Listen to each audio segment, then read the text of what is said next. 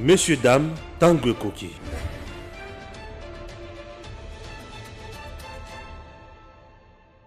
Messieurs, dames, bonjour.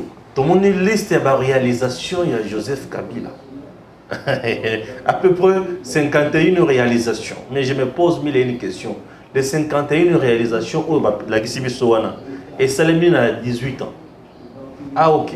J'ai essayé d'épingler quelques réalisations où il y a intéressé à Mingi pour tout na émission. En dehors de ça, au niveau de l'Assemblée nationale, on veut invalider les députés au Bayakate. Est-ce que ça m'a bête ou ça m'a l'air? On a le Kwabi Balé et le Koumoussou faisait que motion de pétition contre Mbosso. Batumso bazo accusé président Bahati Lukwebo. Azo se venger. Na Mbosso, na ndenge ministre na ye ya économie à Kouyaki. Est-ce que ça y a solo to ya lokuta? Chers compatriotes, ce n'est pas tout. Le président Félix Tshisekedi, depuis qu'il est au pouvoir, leur toujours, il y a autant de réalisation. Il y a peut être vidéos autant de la politique qui montent dans ndenge ba ko sala. Biso to kozala toujours wana pona ko répondre na kamususu pe ko pesa information ndenge ezotambo la mboka na biso. Bande ko balandi, ce n'est pas tout. On a vu Molière passer Koloba, Oyo Akokaki Koloba. Molière a Zakana AFDC, toi Zakana AFDC AT. On va poser cette question-là. Na Moko ya Bandeko ya AFDC, PAFDC-A. Il est cadre dans la carte AFDC, en même temps, cadre aussi dans la carte AFDC-A. Il est là, Patrick. Bonjour. Bonjour, Monsieur Stéphane. Bonne Kimi Ezali. Kimi Ezali. Na kopesa mbote na baebanso bazolanda biso et na kopesa mbote na ba congolais nyonso ouais bisika bazali et puis na ko banza ete na masolo na biso ya mokolo ya lelo to komeka un peu une fois de plus ko manyola makambo na ndenge ya ko expliquer peuple la réalité au Yosé à Katiambo Cannabis et Kolo Congo parce que dans les caca na itando eke panayo na lobaki que Kolo Congo le est commis victime et population à Congo a commis victime il y a intoxication na ba communication à lokuta et na banza été maso na biso za elengi parce que na kina ebandeli ya maloba no tangi ba réalisation ndeko et à régime passé ya mokonzambo kaya kala. Là-bas, on a été tout ça, moi, parallélisme, un peu scientifico-technique pour nous camper, pour dénicher de par cela, Batou Bazolanda Bisso, peuple congolais, chaque jour, à l'andaka information pour nous connaître qu'est-ce qui se passe réellement dans le Congo, les lois qu'on se retrouver à cause d'informations fiables et puis viables. Très bien. Donc Patrick, tout dans la réalisation, il y a Mokonzi, il y a Mboka Kala, Joseph Kabila, Tanguy et Belé, balobi parmi la réalisation, tout banan loko à Liboso, balobi élection en 2018, pacification, passation pacifique, il y a pouvoir, ils allaient mérite, il y a Joseph Kabila, ils allaient don où il y a Pessi. Na peuple congolais où il y a banda kokana les Camerounais tu owanate parmi la réalisation na ye eloko mutu ya pona ye yo le Bénin de koza to bengi bongo kozala na le poto prétentieux on a oza prétentieux c'est vrai de Joseph Kabila Kabangi na temps na ye il y a eu passation civilisée à pouvoir c'est pour la première fois dans l'histoire en Mboka na biso. Il y a Koto Beta Lissolo, il y a un ancien chef de l'État en vie et un nouveau chef de l'État. Et ça, Kimoko considérable. Et ça, un pas des géants dans la démocratie écolo Nabiso, malgré le fait que l'élection est sujet à la contestation, moi, Mingi.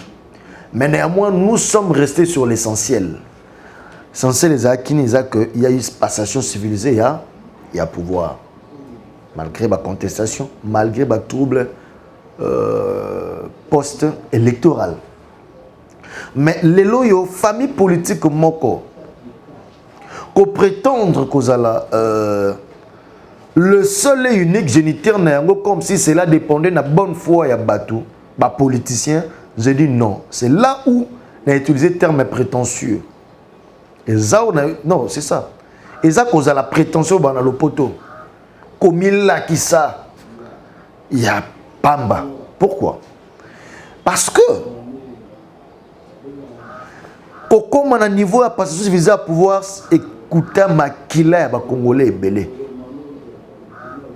Écouter Makila et Congolais et Belé Bakoufa.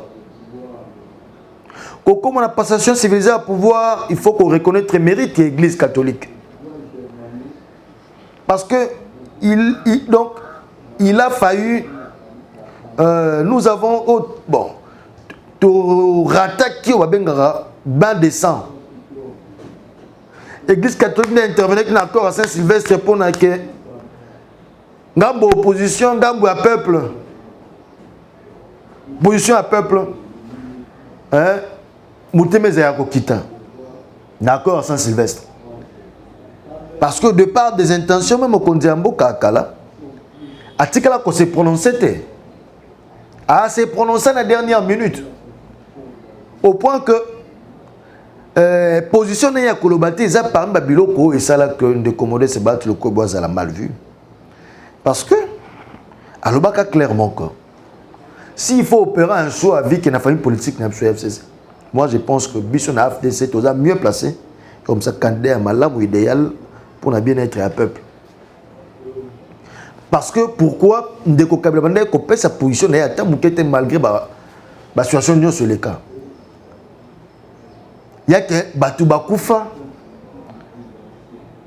Hein? Batu Bakoufa, Baprome comme Belé, Natanga Bakosimu Kendi, Natanga Bakapangala, Natanga Bayo Makila, Bango et Tanga, pour Natozo Nini passation civilisée à pouvoir. Natanga Batu Belé, non, n'en parlons même pas. Et ça qui mérite tout, il faut revenir d'un peuple, pas à la famille politique, mon côté. Mérite la passation civilisée à pouvoir, il ne faut pas que ça ait un bilan à présenter après avoir causé un pouvoir et qu'il y a eu glissement. C'est parce que le peuple a s'imposé à qui? Sinon, ceux qui ont des aînés parmi les mérites de la famille politique au FCC, famille politique n'a pas au FCC. Mais candidat n'a pas au Chadar et Ngagaleka. Candidat n'a pas au Chadar et Ngagaleka. Pour ni aller quitter. Parce que le peuple a souffert qui mingi. Il y a Kolongola. Mauvais casting, il a peu perdu à côté de Bato Yamala Mouté, Nabisiko et Sengeli, il y a côté de Bato Yamala pour Memambo Kaliboso. C'est que la population a se prendre qui en charge. Laurent Désiré Kabila Loba, le peuple doit se prendre en charge. La population s'est prise en charge. Mérite yoto longolango naba acquis ou bien la campagne naba propagande des politiciens. Il faut que ça mérite la passation civilisée à pouvoir dans ngambo ya peuple congolais. Oyo amela ba gaz lacrymogène. Oyo bayi ke bakufa. Oh lelo bana bakoma orphelin. Oh lelo ba papa bakufa la bana. Oyo basi bakoma ba veuve mibali bakoma ba veuf. Ça c'est très dangereux. Il faut reconnaître le mérite de la population congolaise. Parce que jusqu'à quand l'homme politique congolais continue à avoir cette impression comme si le peuple congolais ne représente rien à Missoulaye. Même dans des petites victoires qui reviennent au peuple, il faut qu'on s'approprie nango. Non. Ça ce sont des choses à ne pas permettre. Ezaki donc il y a bonne foi, il y a Joseph Kabila qui passation pacifique et pouvoir. Non. On dit moins de 50 ans il a libéré le pouvoir. Ce qui est inconcevable. Il n'avait pas de région. On n'avait pas d'autre choix. Comment ça? Il n'y avait pas d'autre choix. Tout le temps que nous avons eu à mettre tout ça pour un glissement, c'était pour nous moyen ni pas méthode ni yako vendre Sandeko Kabila. Ah bon? Oui. FCC Kabila. Raison pour laquelle, chaque regroupement parti politique va proposer un combo à Moutou. Batumusu va proposer un combo à Liboso Kabila, Kabila, Kabila. Ah bon? Oui. Là, je te parle des secrets internes à l'IFCC. Les calculs, c'était de chercher une méthode pour maintenir. Il y a des mais la méthode, c'est la communauté internationale est Tokaki. Il y a une menace à la communauté internationale. Aux États-Unis, il a posté déjà marine. Marine na Gabon. Il y a une résolution des Nations Unies. Il y a en sorte que MONUSCO a en RDC capable de faire recours dans les pays, dans la mission sur les Nations Unies, dans les pays frontaliers. Maintenant, c'est ça qui m'a cassé. Et toi, c'est qui? Moi, c'est ça qui est susté. Ok. Et puis, les bandes qu'on a Moïse Katumbi, a mené le lobby à ma casse. Moïse Katumbi, il a dépensé un bon, il y a mingi. Pour faire élire Martin Fayulu. Mais Simbakate. Et Simbate, le peuple a décidé autrement. Mais Babimi Sambongo, il y a mingi na Zoé Bissayo. Tant que je suis beaucoup. Abata campagne na vient en Congo Airways. Na CA. Donc, mérite exactement la commission le quoi net le babetao babenga le poto. Donc la récupération politique non.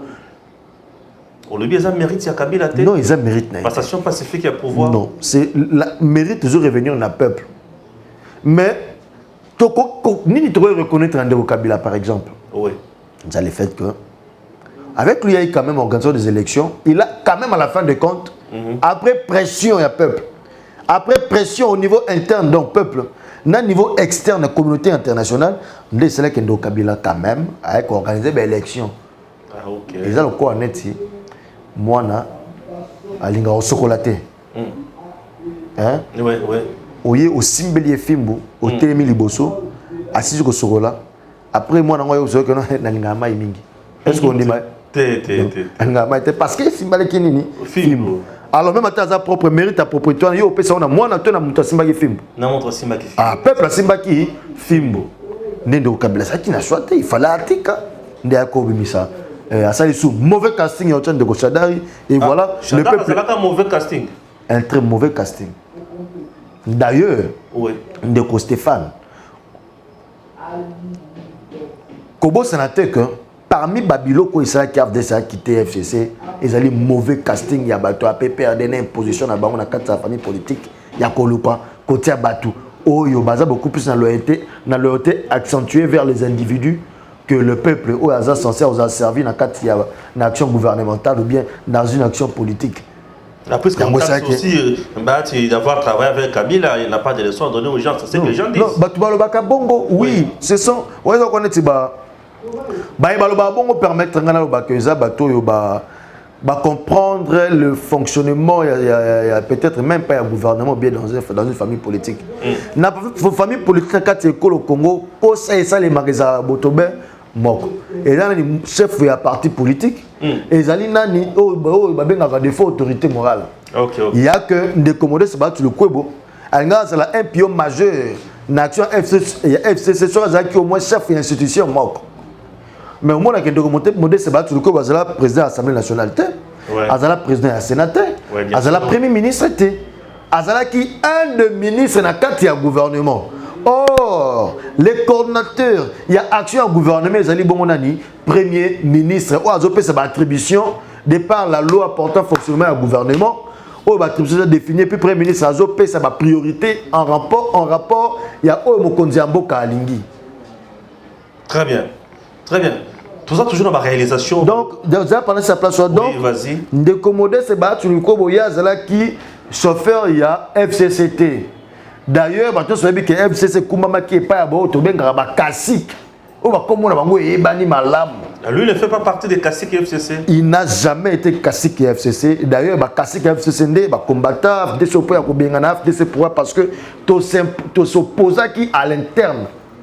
FDC est allié et s'opposant à la famille politique FCC. Non, tu es d'accord dans la situation, dans le casting, casting, Tala lelo ko ya Chadari, population déjà sanctionnée qui le Beliso Alexis Tambwe Mwamba o a soupçonné na ba rébellion na est d'abord profil na yé donc habité kaza na raison aza soupçonné enregistrement et autres que nos profils moko ya malamu tendo ben non on doit quand même respecter le pays Il faut quand même respecter l'institution à Béni Sénat République. AFDC allié en tant qu'un grand regroupement politique, on s'est dit non, niet. N-O-N. Vous proposez, monsieur Alexis Tambwe Mwamba, nous, AFDC, proposons Bati Lukwebo. Et les jours où la déclaration a été lue avec ensemble de Banene Koulo à dissidence, les professeurs du Sénat, les professeurs Modeste Bati Lukwebo n'étaient pas là. Nous, AFDC, nous sommes portés garant. On a fait cette déclaration. FCC Ndimi Angote, Alingi Angote. Nabino, Babengani Bati, on te chasse du FCC. Tant mieux. Et puis, le vieux, quand il a été chassé du FCC, il nous a tous appelés, tous qui réunis, tous ça qui congrès, à l'unanimité notre départ. Dans le FCC, parce qu'on a vu qu'en eux, la population ne se retrouvera jamais. Très bien. Très bien. Deuxième réalisation, il y a à peu près 51 réalisations, il y a battu à Kabelo affiché. Là, on a posé un compte, il y a un bon temps, il y a une réalisation, il y a un président, il ce qu'il dit. Alors, dans la réalisation, on a Bango, on a lobby l'issous que parc animalier de la vallée de l'Ancélé. Et ça, parmi les réalisations, au Kabila, c'est là Congolais. Parc animalier de la vallée de l'Ancélé. Bref, qui n'a qu'à l'État congolais, tout est à Kabila. C'est pour un particulier. C'est pour un particulier. C'est pour ça qu'il y a un jardin zoologique, un jardin botanique. Oui. Là, c'est pour un particulier. Le Pangouan est un de Kabila. C'est-à-dire que. Pourquoi on a parmi les réalisations non, mais pour le pays? Mais ils ont monté à ma bête. Ils ont monté à ma bête. Ils ont monté à ma bête. Et d'ailleurs, moto a sali 3 ans, moto a sali 18 ans. Est-ce que beaucoup ça a d'abord comparaison? Il y a ma réalisation. Non, ils ont normal temps. De Stéphane, il a sali 18 ans, il a sali 3 ans. Bah comparer nos réalisations vraiment. C'est trop asymétrique. Hein? Rapport des forces exactes. Bilan faut avoir 18 ans, 18 ans, tout ça, les rapports de force. Mais biso bayo tous en ngambo FCC. Donc connaissant Tony Yango c'est notre passé tous en FCC. On a vu action pendant que tu es en FCC, na action n'est tous en union sacrée. Mais n'a pas été battu les je vous dirais que biso tous a mieux témoigner parce que tous qui ngambo on a peut toi ngambo yo. Pour nous non actuellement hein, les choses sont beaucoup plus mieux que lobby. Oui. Il y a beaucoup de sérieux les lots parce que na kalera nini. Tous qui n'était mot que moni appelle le côté pas PDG Morobo. Allô oui Bimisa $200,000 pour payer sango ba capé perdre. 200 bien oui. Pour payer perdre. Oui. Deux écarts il y a appel. J'ai des éléments ba manifestation nyo sur AP perdre na ba nani na ba stade avec mais autres. Oh ba non il y a pas battu. Pas du tout. Il y a l'argent qui sortait dans l'entreprise à l'État. Mais l'homme a les a suscités parce qu'au Bimsa par moyen ni nan ba telo IGF on a mis sur au talent. C'est déjà une avancée dans le poteau significative pour dire que les choses ne sont plus comme c'était avant. Voilà. Et de deux, en termes il y a action au gouvernement, suivi par évaluation. Non. Aujourd'hui, on est en face, même il y a Mokonzambo Kao qui sait dire oui quand les choses marchent et dire non quand les choses ne marchent pas. Il est sincère. Donc, les lots en face à Mokonzambo, non, le système macroéconomique est stable, les Français, belé, que non, petit peu plan comprendre. L'homme Mokonzambo, quand on est le loi, comment en tout cas, ceux qui a forum dans le lobby, et le lobby moko qui pas la population. Et ça ne marche pas, oui, ça ne marche pas. Là où ça marche, il dit que ça marche. Les lots, vous voulez parler de réalisation. Mais les lots, il y a motué les kinini, la réalisation au niveau état de siège. Donc, plus d'une décennie. Hein? Donc, plus d'une décennie, école au Congo occupée dans l'Est. Congo occupé dans l'Est. Aéroport, il y a beau gao, le lot, ils ont récupéré un état de siège, ils ont servi évacuation, il y a minéré, ils ont copié dans l'Est. Combien de groupes rebelles Est la République catholique du Congo. Une bonne partie du territoire est déjà cédé. Ils ont contrôlé à l'État. Trop de rébellions. N'est-ce pas pays? Pendant le Nyonso, il y a un régime passé. Mais regardez aujourd'hui, dans l'action état de siège, l'autre monde le verra à Badef. Il y a Motomboki. Tout ça, il y a Nino. Il y a Motomboki. Tout ça, il y a général comme on aime sous boy. Mais action état de siège, force de frappe, il y a un PC, moyen. Il y a des résultats. Les résultats sont probants. Situation sociale de la population, le salaire, ils ont fait partie. Aujourd'hui, le salaire va matcher à 30%. Bati kaka policier dans combien? Policier en offre à combien? Policier en a 70 000. Mais là, au mois d'avril, la police a offert à 217 000. Enseignant, il y a combien? 149 000, 140 000. Mais le lot enseignant, il y a combien? Enseignant, il y a 380 000. Le fait reste le fait. On peut beau dire les choses, mais l'effet érotique à la carte va faire. Le lot, dans le mois d'avril, le salaire va fonctionner à l'État, majorité de 30%. Dans le mois de juillet, il va comme à 45%. Essayez de voir un peu. Donc, pour dire que l'action actuellement est pesami vers la population. Regardez par exemple aujourd'hui en termes d'infrastructure. Avenue Kwamout, Nambidza Ozone, tout un réseau de voiries. Kende na Elengesa, Kende na Makanza, Kende na Sayo, Kende na Efobank. Vous voyez? Mais on dit aussi que Kabila Tonga Banzela, Fongola Banzela Moussoussou, entre autres à boulevard du 30 juin. Mais à quel prix? Ex-24. À quel prix? Lumumba. À quel prix? À quel prix? Fongola Banzela Nyosouana. Autre route, il y a 6 km à 30 millions de dollars. 6 km 30 millions? Oui. Qu'autre bon Fongola qui triomphal. On va Tony Kaleteni. Oh. Bon, il est qui qu'on est dans 6 km? Oui. 6 km, c'est 6 millions. C'est là, 1 km. Quel autre la facture? Il y a 5 chantiers de la révolution modernité. Non, 6 km, 30 millions. Quelle autre la facture? 30 millions, 6 km.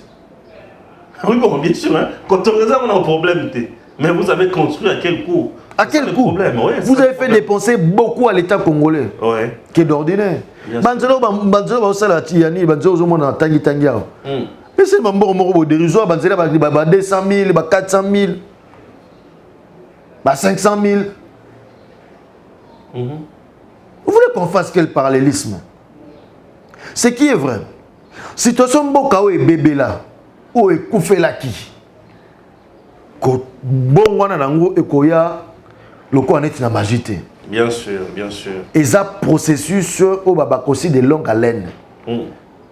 Parce que imagine-toi un peu tout ça dans un studio. Ce qui te bengi mutume babatu bana régie aller boire au panta. Ba au panta bazam sur 30 000 ba panzi bloko nyonso. Nyonso. Mais pour nous bongi sango ko zo journée mobimana mu Congo bukani au pays monali lo. Ce n'est pas si cool hein. Voilà. Donc vous n'allez pas demander un pays qui faut pas seulement voir les 18 ans de Kabila. 50 ans mboko ndo beba. Ibande ba izwaka ko beba. Ibanda ko beba. 50 ans. Donc, beaucoup de gens et kozala na 3 ans vraiment tous à la batu. Mbongwana ya mboka ekozala na. On les a motema mabe ya batu. Et surtout les politiciens, oh ba luka repositionnement na 2000. Point d'achèvement il y a ba luka dialogue hier na extérieur. Point d'achèvement il y a dette. Non, ça c'est de la honte. Qui d'autre nom de Gomuzi tout qui a expliqué cela. Très bien. Hein? Taxe TVA. Ils ont pas réalisation là-bas, on va autant à Nicolo, taxe TVA.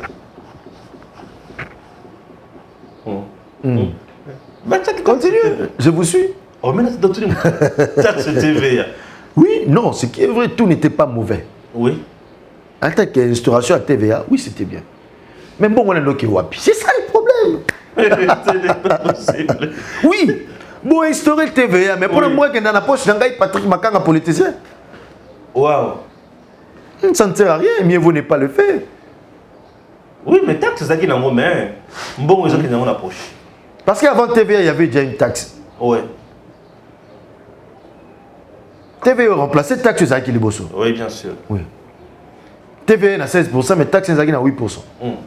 Bah, maintenant, quand on a une taxe, on va payer ça en bon. Ouais. On va payer TVA, donc taxe, la valeur ajoutée. Bien sûr. C'est bien, mais l'argent récolté là, Ouais. n'a pas poche à battre.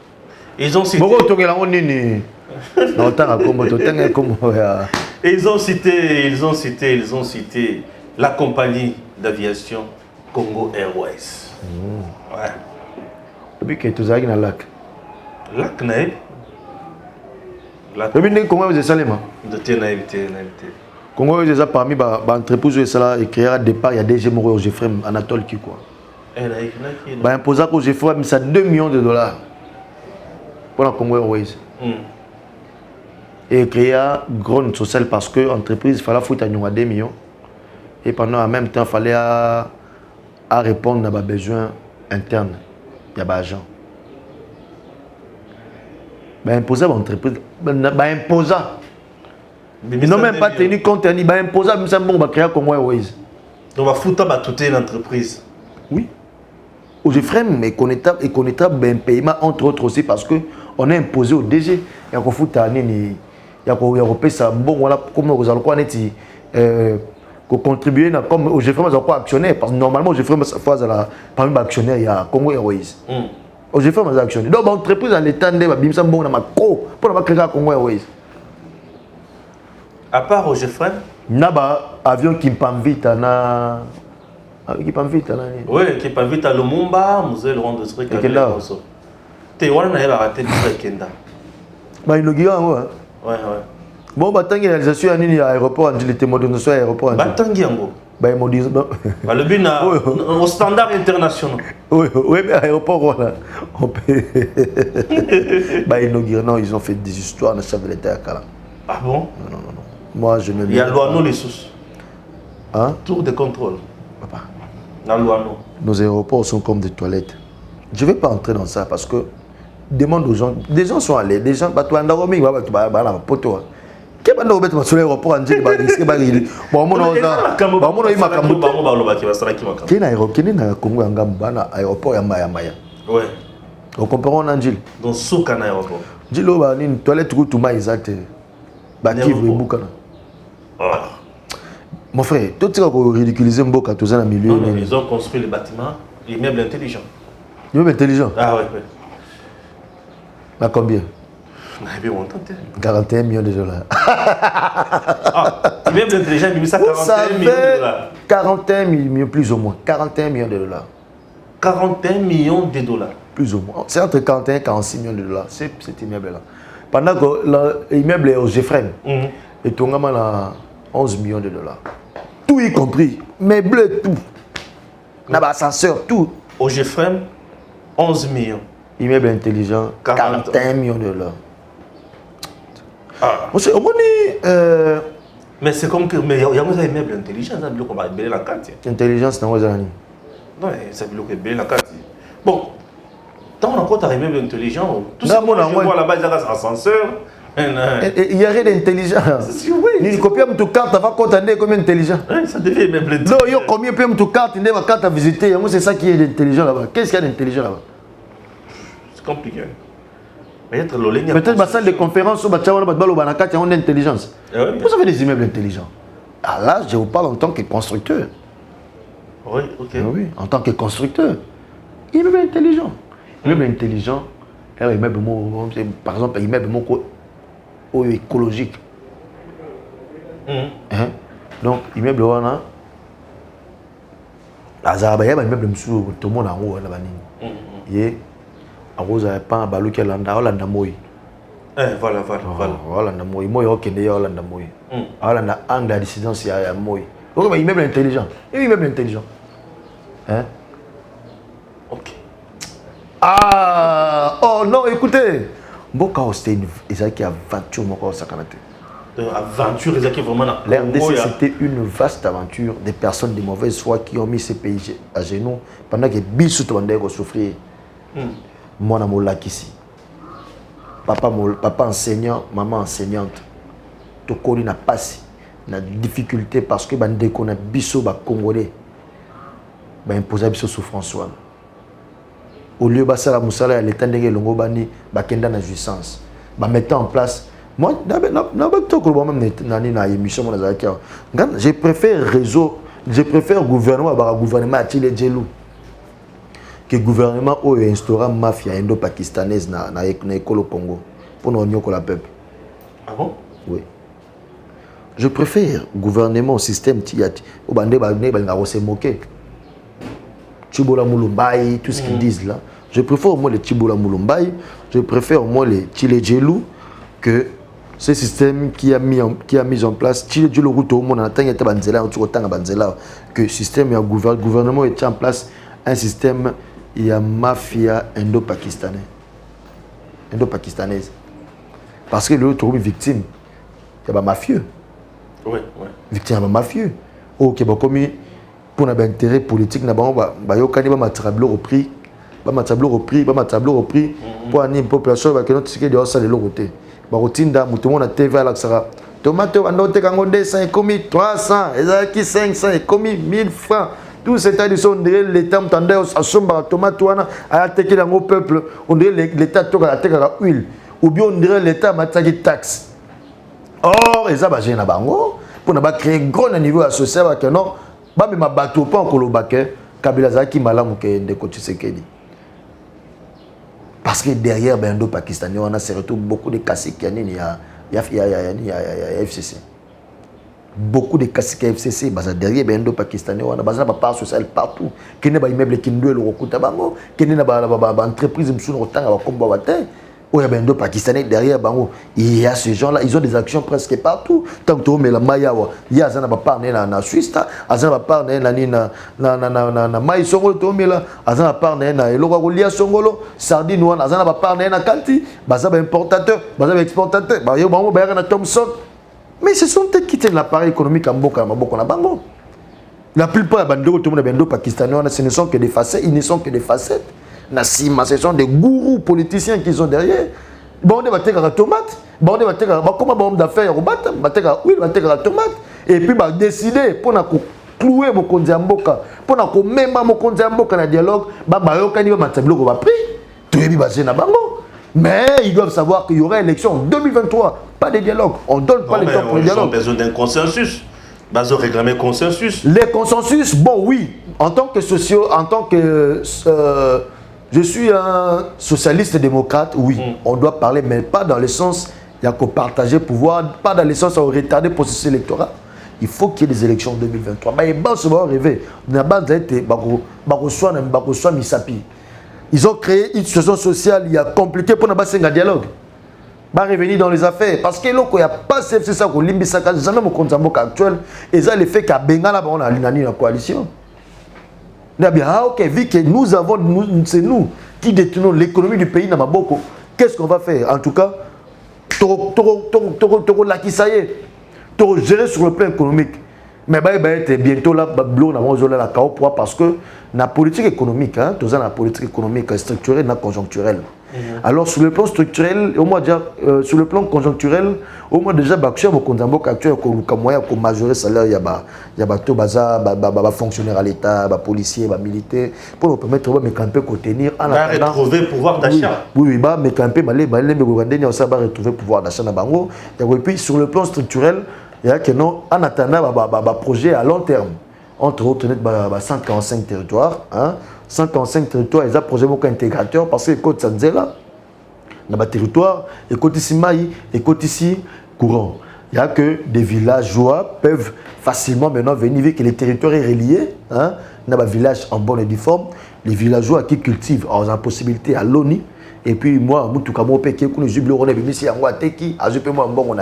et puis, vu que le projet en haut, la vision est relié au centre ruraux vers le centre urbain, la grande ville, hein, bah ville toi on est tourné à Lubumbashi, on a Kinshasa et qu'on permettre tout combat petit à petit na tout réussir problème de sécurité alimentaire.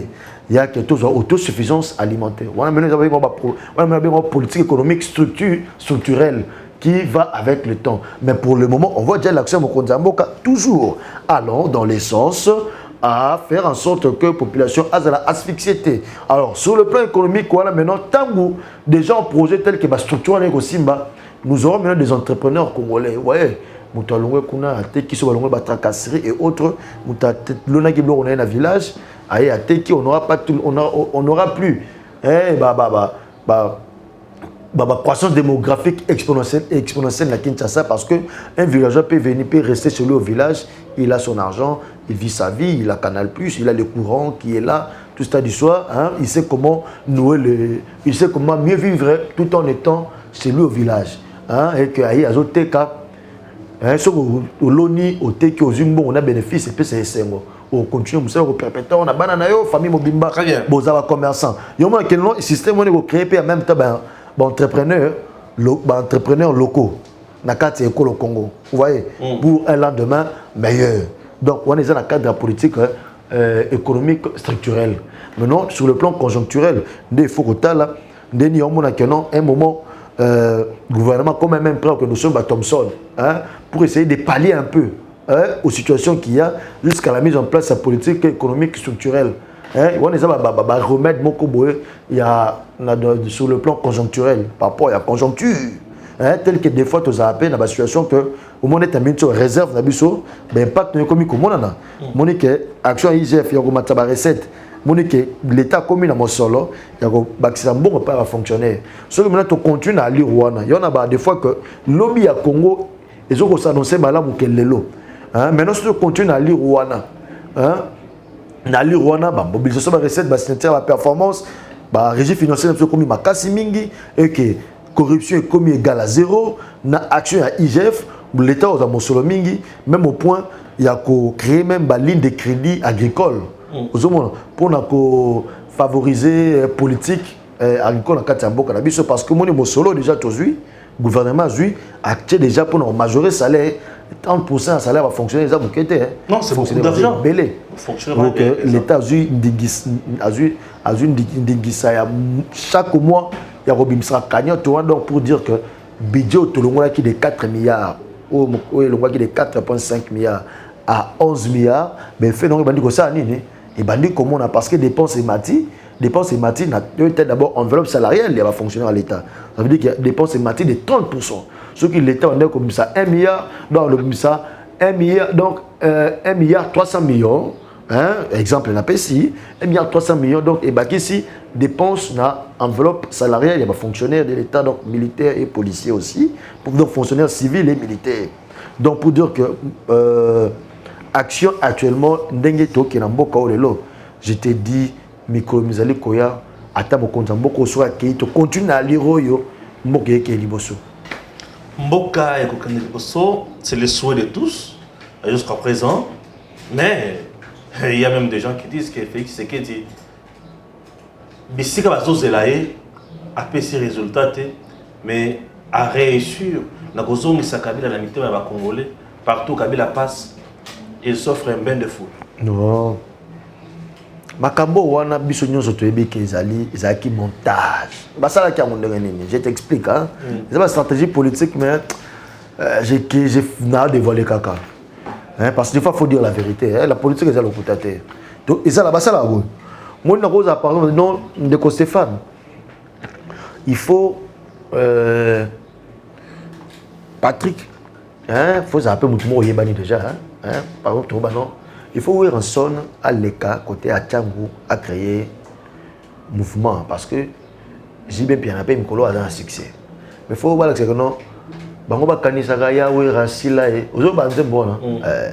Asilate makende mo bembo a kozo. Et bien c'est bon là. Est-ce que pour le que non il y a asilate bon tout ça de l'état là. Pour réunir 50 jeunes. Même 60 jeunes. Besoin 10 jeunes. Parce que mon équipe a transformé bien défini. Parce que ça, il fallait ça, ma banda limité. Il fallait ma banda limité, ti et kende. Moi, j'ai un transformé bien défini, bon bino boyo télé ma vie qui embouteillage pèse à côté à Tchangou parce que Tchangou ils ont quoi un socle hein socle la démocratie l'école au Congo de Tchangou Tchangou les gens savent s'exprimer marche union sur l'école au Congo pour ne réussir il faut Tchangou réagir des par position en stratégique hein de l'aéroport et autres pour Tchangou soit réagir l'activité mi katana parce que souvent on dit les kangami l'activité mingi et katana batumba ko ça misa na ville bautara commune voilà c'est une très grande commune ouais parce que nous avons Maluku Massina bon vu que kuna pe kotongo vu que ba belé tout ça et créer un peu embouteillage bon 60 jeunes bo poster bango besoin 10 jeunes bo tcha bango ya msusu na quartier 1 besoin 10 autres jeunes bo tcha bango côté marché liberté besoin 10 autres jeunes bo tcha bango côté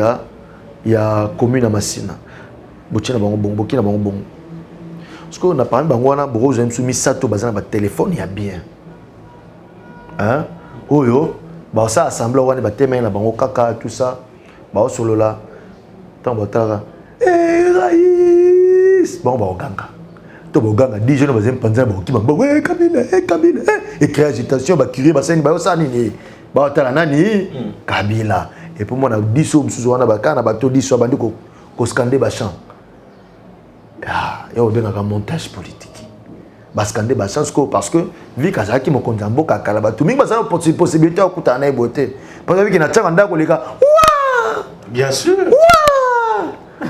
même ngo na tchangu o luka succès na tchangu vous comprenez parce qu'on a montage politique malheureusement parce que vu que ba tout ça temps au monde a mingité ba oya mbangu Kabila même gana oya curieux soit na curieux hein Hôtel Kabila parce que batumso bino eza batumso no bakuta na eboité bandoka ba kaka Kabila 18 ans ça na pouvoir ba mona eboité kaka Kabila ça la casco bazi possibilité au mona Kabila au mona tout le monde va courir et le mona Kabila moi pied ya wana parce que mona ka ba jeune wana ba kwa range pe quelque chege Kabila zonga na yo makambo yo ba pe na moka tu vois la masse hein je vous dis l'FCC c'est une machine politique et puis c'est bon tout ebi pas boro biso betaka parce que tu ba la bonne bon ndenge fonctionnera tout ça là bango très bien mais il y a un peu Molière à lobby 2023 atabachi maman Olive na Félix Sekediama Olive va combattre en tout cas Ndeko Molière c'est d'abord un électron libre et contrôlé ça FDCT il est incontrôlé, c'est notre hasard a voté dans la liste AFDC. Mais il est vraiment incontrôlé. Bon, heureusement pour nous, parce que c'est un communicateur, il y a AFDCT. Mais des choses, je me suis à ça n'engage que lui. Mon IEP, il y a bien populisme. Papa Molière, qui est au député, il aura pour ça les altés. Pendant que l'électorat se s'annoncer dans l'avenir et surtout que l'élection te permettra biso des fois moi si na mwana moi si na provincial moi si na provincial yo moi si na mwana ba suppléant na mi balé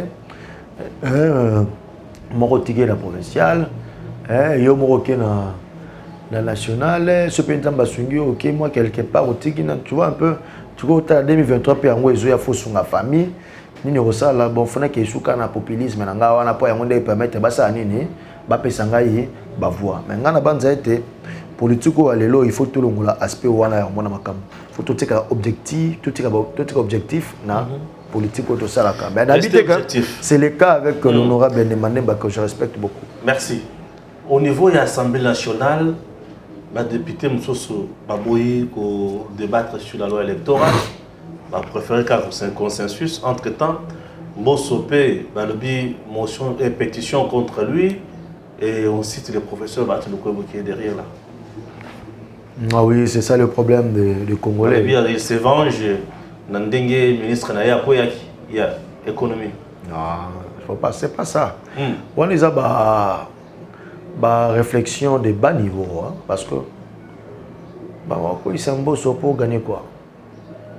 Mboso mutatinda ki député on a ba ministre de l'économie. Non. Les députés ont pu faire ce qu'ils voulaient. Ils ont eu à le faire. Les députés, ceux qui Mbosso n'égale pas 200, plus de 200, c'est plus ou moins 280 députés au Bavotaki. Qu'est-ce que Mbosso va avoir? Je pense que Mbosso peut imposer l'histoire dans les députés. Non, pour dire qu'il n'y a pas de raison. Le président du Sénat au côté en confinement la présidence de l'Assemblée nationale parce que même en termes de position, tout ça d'histoire, non, on ne peut pas être méchant. M. Mbosso n'a que les postes qu'il a là, il n'a pas un grand parti politique. Pourquoi envier un tel monsieur? Pourquoi le combattre? Non, non, je ne pense pas. C'est pas ça. Et ça, à propos, il y a Batoyo, Lingi, qui créé buzz, hein, tu vois. Et puis, au Bobo, ça peut-être que la média, binoming, la média, et comment ming buzz. Hein. Les autres disent même que l'acquittement même il y a caméra, ils ont battu le palpitation. Non, non, politique, non, bien sûr. Non, écoutez. Est-ce que caméra va quitter Katasiko? Caméra, c'est le même de la primature, de la prison à la primature. Non, mais c'est la politique. Il y a aussi, on doit laisser la justice faire son travail. Oui, bien sûr. Il y a l'intention à niveau de la justice. Mais n'oublions pas aussi le fait que M. Kamer est libre. Il était libre. AFDC a eu 41 députés nationaux. AFDC a eu 70 députés provinciaux. Le barrage suffrage universel direct. M. Kamer n'était pas en prison. La force de l'AFDC alliée n'était pas en fonction de M. Kamer. Et pourquoi maintenant ça va nous déranger pendant qu'il est...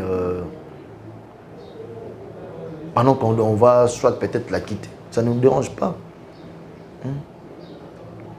M. Kamer était libre, mais l'AFDC alliée a fait plus de députés provinciaux dans le Sud Kivu. Donc, d'ailleurs, sa liberté, elle nous arrange. Pourquoi? Parce que, tant que parti UNC, il y a de Kovital Kamere, Ouazali Bongo, frère, il y a quoi géographiquement qu'on a de commander ce battu comme mon autorité morale. Tant que marche qui pour que les bons droits soient dits, pour de Kovital Kamere dans le Sud Kivu, AFDC Alliés qui est le seul et unique parti en guise de solidarité marche à côté de UNC. Oui, l'histoire. C'était en guise de solidarité. Dernier point. Donc, pour dire que nous étions parmi des gens qui voulaient à ce que la vraie justice s'opère et pas de Kovital Kamere. Très bien. Ceux qui le l'ont abîmé, en tout cas, ça veut dire que c'était vraiment un monsieur qui était clean. Dernière question, Isa, au niveau, il y a invalidation, il y a des députés nationaux au Bazou, il y a plénière. Entre autres, ils sont un peu nombreux là. Mais c'est malhonnête. Malhonnête? Ils sont malhonnêtes. Il n'y a que aux salaires, aux émoluments en tant que député. Oui. On te paye, tu te fais payer en tant que député. Il n'y a pas avantage, mais au siège à Katé. C'est du vol. C'est ça que voler, il y a des contribuables congolais. On ne peut pas accepter une telle histoire. Soit vous assumez, qu'on vous invalide carrément, et vous restez chez vous à la maison, au lieu que vous avez des émoluments sans pourtant assister à la session de l'Assemblée nationale. Non, ce n'est pas logique. C'est des choses à ne jamais encourager. Il faut vraiment soutenir qu'il y ait une action dans ce sens-là. Il faut travailler. On ne fait pas... Non, l'argent, on ne jette pas l'argent. L'argent, il faut des fruits à Moussala. Les Congolais, combien vendent Bazolukata Moussala, il faut à $500. Mais le lot, il paye sur siège pour nous représenter. Batumio Kendano, c'est raté. Voter, on t'a donné un siège, mais toi tu n'as jamais siégé. Et puis tu t'es fait payer par l'argent des contribuables congolais qui ont les sous pendant que tu ne joues pas bien, tu ne joues pas ton rôle. Non, non, c'est très malhonnête. C'est très malhonnête. Très bien, c'est très très malhonnête. Chers compatriotes, vous avez compris que Tokomi Nasuka a entretien avec Patrick Oyazali Moko, il y a Bandeko, il y a AFDC, il y a professeur Modeste Batil Kwebo, qui est honorable sénateur, président du Sénat également. Merci na Patrick. Merci beaucoup. Merci na Biloman Soulandi, de partout. Campagne médiatique, il y a armée numérique, il y a Batoka Tumbi, Batoka Bila, Ezama Kasi, Tina Wapi. Totali Maïbango Balobi qui est basala pour na Congo. Totali Yango, to peser Yango, to sali analyse, Yango Tina Wapi Bobozui, analyse Wana. Mais le président Félix Tshisekedi a fait mieux jusqu'à présent. Durant 3 ans, on a construit des écoles, il a construit des routes, on a construit des centres de santé, on a réhabilité des hôpitaux, on a construit des routes aussi à caractère national, on a fait beaucoup de choses. Quand Tchachi, quand le Fungula, quand ils ont allé Oyo ba réhabilité Mambélé, quand Yamaka s'est réhabilité, les Koulouna ont continué hier avec l'opération Les Kofi. Aujourd'hui, ils sont là en train de produire. Donc, respect mutuel, droit de l'homme respecté en RDC. Aujourd'hui, certains cas de dérapage ne manquent jamais, mais au fur et à mesure, les choses iront mieux. Chers compatriotes, merci et que Dieu bénisse la RDC. Messieurs, dames, Tanguy Koki.